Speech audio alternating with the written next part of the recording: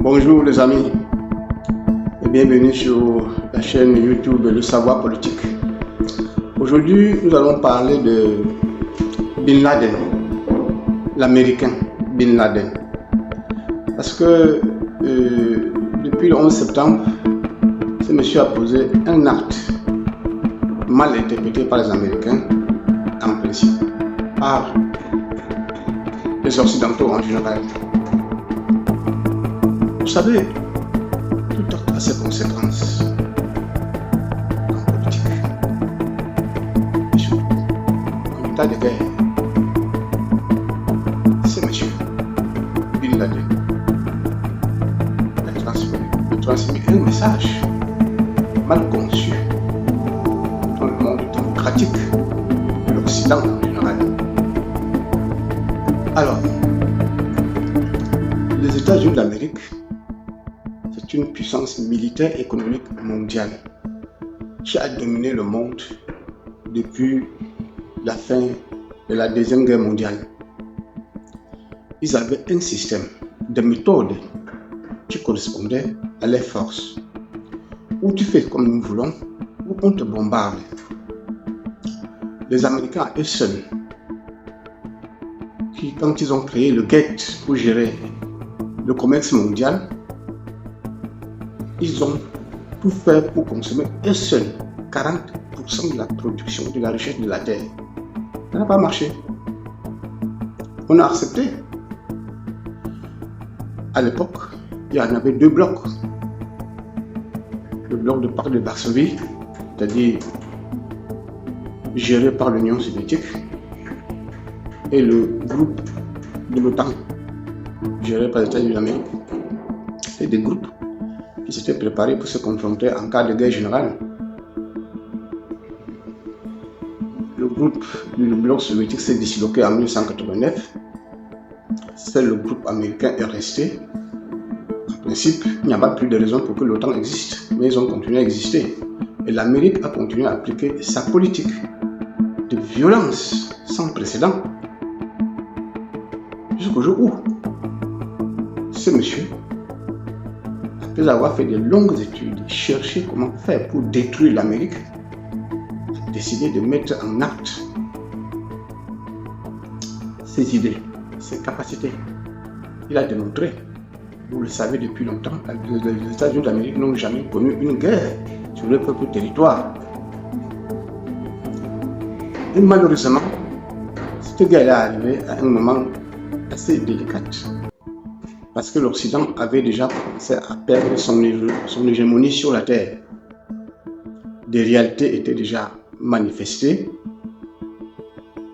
en Asie et quelques parties comme le Brésil, même le Mexique aussi, même en Sud-Afrique, qui sont des réalités économiques mondiales. Les Américains n'ont pas compris. Et puis il y avait aussi un problème démographique qui jouait contre l'Amérique, mais ils n'ont pas compris. Ils ont continué à faire les muscles, la politique et la démocratie du coup du canon. Où tu fais, où tu te bombardes. Alors, que s'est-il passé le 11 septembre? Ce que nous ne devons pas comprendre, c'est que Bin Laden, que sa famille était aux États-Unis d'Amérique jusqu'au 11 septembre, ce monsieur a décidé de détruire l'Amérique. Mais ça ne veut pas dire qu'il a voulu détruire l'Amérique, mais il a transmis un message. Il a fait comprendre à l'Amérique que la force et la brutalité que vous exercez là, ça ne peut pas continuer d'une façon impunie. Et il a décidé de vous punir sur votre terrain. Mais c'est à vous d'interpréter ce qu'il vous a transmis comme message.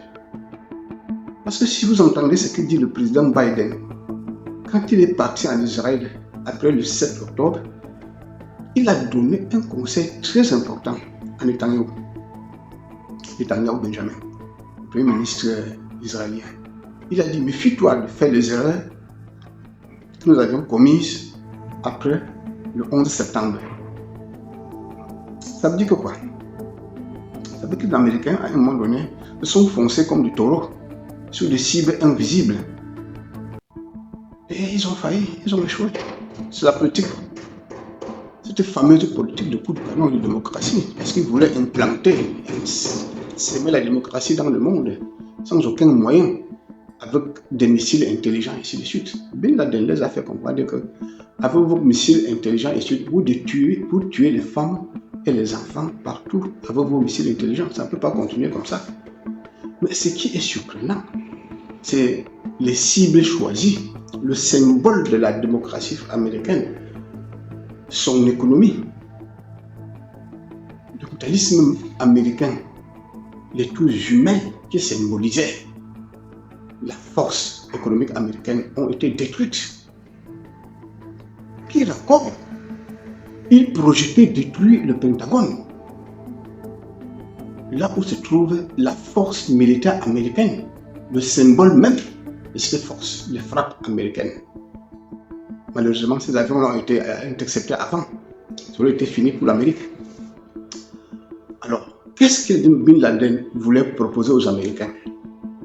Au lieu de tuer, de faire la guerre et de prendre avec la force les choses des gens, négocier avec eux.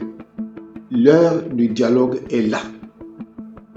La dialectique en politique, elle est fondamentale et déterminante pour une convivence pacifique sur la Terre-ci. L'Amérique n'a pas compris. Jusqu'aujourd'hui, elle n'a encore pas compris. Parce qu'ils sont en train de commettre encore une autre erreur très grave en Ukraine. C'est là où ils vont sortir définitivement perdants. Donc, qu'est-ce que nous voulons dire aujourd'hui à nos amis américains?